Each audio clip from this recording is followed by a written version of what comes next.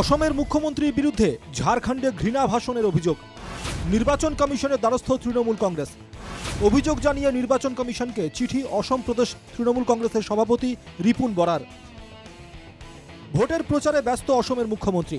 ঝাড়খণ্ড, ওড়িশা, বিহারে প্রচার মুখ্যমন্ত্রী ডক্টর হিমন্ত বিশ্ব শর্মার। নির্বাচনী প্রচারে মুখ্যমন্ত্রী ডক্টর হিমন্ত বিশ্ব শর্মা নিশানায় মথুরা শাহী ঈদগাহ এবং বারাণসীর জ্ঞানব্যাপী।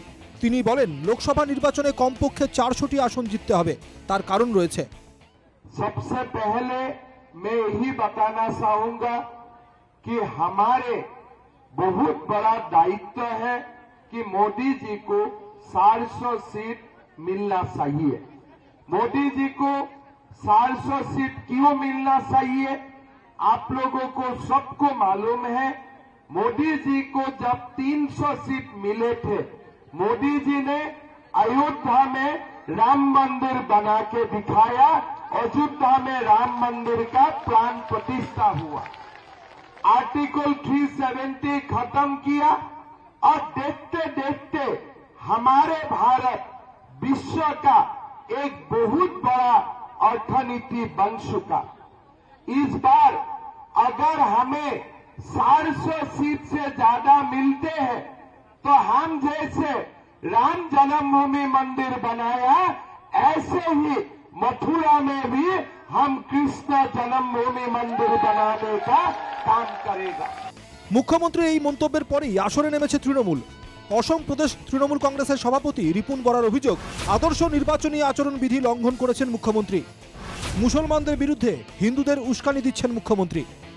ভোটের প্রচারে মুখ্যমন্ত্রী ঝাড়খণ্ডের মন্ত্রী আলমগীর আলমের ঘর থেকে টাকা বাজেয়াপ্ত হওয়ার প্রসঙ্গ টেনে এনেছিলেন।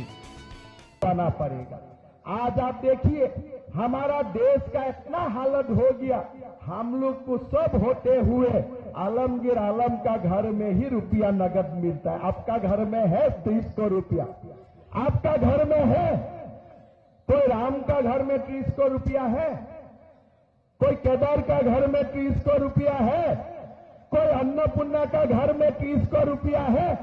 आप देखिए, आलम का घर में आज 30 रुपया आपने खोला आम से देखा हुआ है भाई, 30 रुपया वहां में पड़ा हुआ है।